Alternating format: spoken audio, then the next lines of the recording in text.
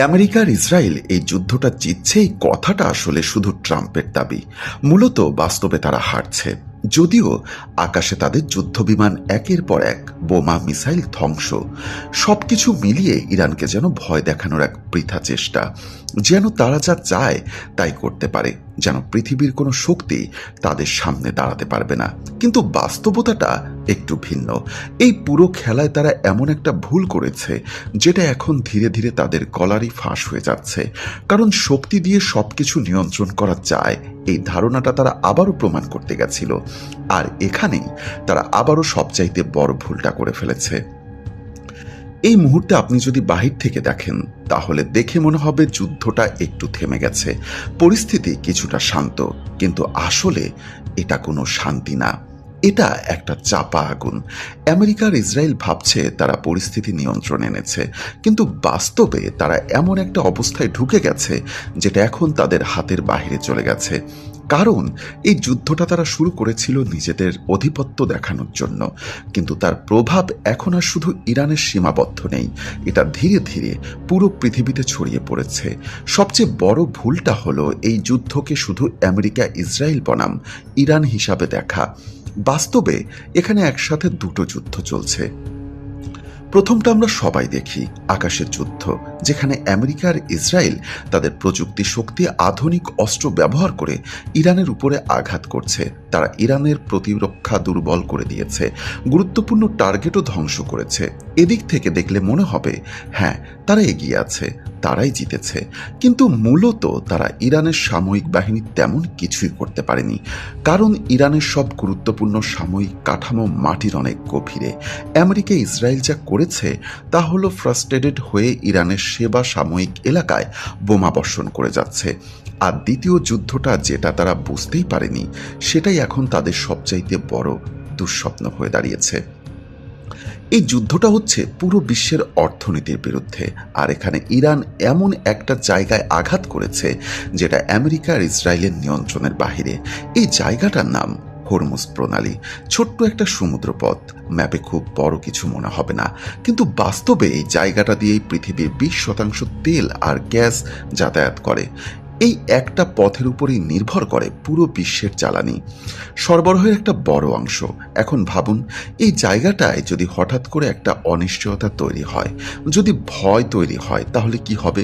Iran ঠিক সেটাই করেছে। তারা পুরো পথ বন্ধ করে দেয়নি, কারণ সেটার দরকারও নেই। তারা শুধু এমন একটা পরিবেশ তৈরি করেছে যেখানে প্রতিটা জাহাজ, প্রতিটা কোম্পানি, প্রতিটা ইন্স্যুরেন্স প্রতিষ্ঠান ভাবছে এই পথে যাওয়া কি আদৌ নিরাপদ। মাঝে মাঝে ড্রোন, মিসাইল, সামুদ্রিক মাইন এগুলো ব্যবহার করে তারা একটা বার্তা দিয়েছে, এই পথ আর আপনাদের জন্য আগের মতো নিরাপদ নয়। আর এই একটা বার্তাই পুরো সিস্টেমকে নাড়িয়ে দিয়েছে। ফলাফলটা খুব দ্রুতই সামনে এসেছে। জাহাজগুলো আশা কমিয়ে দেয়, তেলের সরবরাহ কমে যায়, দাম বাড়তে শুরু করে। আর এই দাম বাড়ার প্রভাব এখন শুধু একটা দেশের উপর না, পুরো পৃথিবীর উপর পড়েছে। আর এখানে এসেই পুরো খেলাটা ঘুরে যায়। আমেরিকার ইসরায়েল যতই আকাশের শক্তি দেখাক, তারা এই বাস্তবতাটা কিন্তু বদলাতে পারছে না। কারণ এটা কোনো সাময়িক যুদ্ধ না, এটা জিওগ্রাফি আর ইকোনমির খেলা। বোমা দিয়ে আপনি একটা দেশের শহর ধ্বংস করতে পারেন, কিন্তু একটা গোটা সমুদ্রপথের দূরত্ব মুছে ফেলতে পারেন না।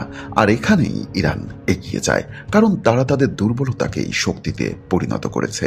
তারা জানে তারা সরাসরি লড়াইয়ে গিয়ে জিততে পারবে না, তাই তারা এমন এক জায়গায় আঘাত করেছে যেটা আমেরিকা আর ইসরায়েলের পুরোপুরি নিয়ন্ত্রণের বাহিরে।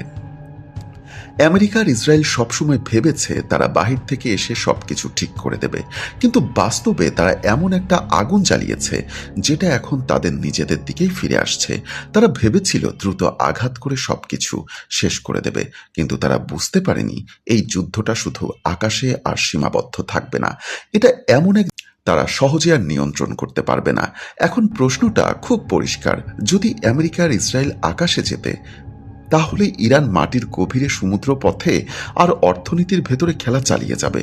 তাহলে এই যুদ্ধটা আসলে জিতছে কে? আমেরিকা আর ইসরায়েল যে হিসাব নিয়ে যুদ্ধ শুরু করেছিল, সেটা এখন পুরো ভেঙে গেছে। এখন তাদের সামনে তিনটা রাস্তা, কিন্তু তিনটাই সমস্যার। প্রথমটা আলোচনা। তারা যদি এখন ইরানের সাথে বসে, তাহলে সেটা দুর্বলতা হিসাবে দেখা হবে, কারণ এত আক্রমণের পরেও তাদের লক্ষ্য তারা অর্জন করতে পারেনি। এই বার্তাটা সারা পৃথিবীতে ছড়িয়ে পড়বে। মজার ব্যাপার হলো এখন সেটাই ঘটছে আমেরিকা মাঠের যুদ্ধে, আর না পেরে যুদ্ধবিরতি বজায় রাখতে বিভিন্ন দেশকে নানাভাবে চাপ দিচ্ছে। দ্বিতীয়টা কিছু না করা, কিন্তু এতে তেলের দাম বাড়তেই থাকবে, আর এর প্রভাব তাদের নিজেদের অর্থনীতির উপরেও পড়বে। জনগণের উপরে চাপ বাড়বে, আর সেই চাপ আমেরিকার প্রেসিডেন্টকে ক্ষমতাচ্যুত পর্যন্ত করতে পারে। তৃতীয়টা যুদ্ধ আরও বাড়ানো, মানে মাটিতে নামা। কিন্তু ইরানের ভূগোল এমন যেখানে এই ধরনের যুদ্ধ দীর্ঘ, ব্যয়বহুল আর অনিশ্চয়তা হয়। ইতিহাস বলে এ ধরনের যুদ্ধ শুরু করা সহজ, কিন্তু শেষ করা অনেক কঠিন। আর এমন পরিস্থিতিতে ইরানের মাটিতে নেমে আক্রমণ আমেরিকার জন্য প্রায় অসম্ভবই বলা যায়। আর এখানে একটা গুরুত্বপূর্ণ বিষয় সামনে আসে। আমেরিকার ইসরায়েল যে ব্লকেট তৈরি করার চেষ্টা করছে, সেটাও কিন্তু পুরোপুরি কাজ করছে না। কারণ ইরান সরাসরি সবকিছু বন্ধ না করেও শুধু ভয় আর অনিশ্চয়তা তৈরি করে পুরো সিস্টেমটাকেই নড়বড়ে করে দিয়েছে। আর এই জায়গাটাতেই ইরানের কৌশলটা পরিষ্কার হয়ে যায়। তারা জিততে চায় না, তারা শুধু টিকে থাকতে চায়। যতদিন তারা এই পরিস্থিতি ধরে রাখতে পারবে, ততদিন পুরো বিশ্বের উপরই চাপ বাড়তে থাকবে, আর সেই চাপ সরাসরি গিয়ে পড়বে ট্রাম্পের উপর। এই অবস্থায় আমেরিকার ইসরায়েল আসলে একটা ফাঁদের মধ্যে আটকে পড়ে গেছে। তারা যদি পিছু হটে, সেটা হবে দুর্বলতা। তারা যদি এগোয়, তাহলে আরও বেশি ক্ষতির সম্মুখীন হবে। আর তারা যদি মাঝখানে থাকে, তাহলে সমস্যা আরও বড় হবে। এ কারণেই এখন অনেকেই বলছে এই যুদ্ধটা শুধু একটা যুদ্ধ না, এটা একটা ভুল সিদ্ধান্তের ফল, যেটা ধীরে ধীরে এখন আমেরিকার জন্যই একটা বড় সংকটে পরিণত হচ্ছে। কিন্তু একটা সত্য খুব ভালোভাবে পরিষ্কার, এই খেলায় কেউ পুরোপুরি জিতছে না।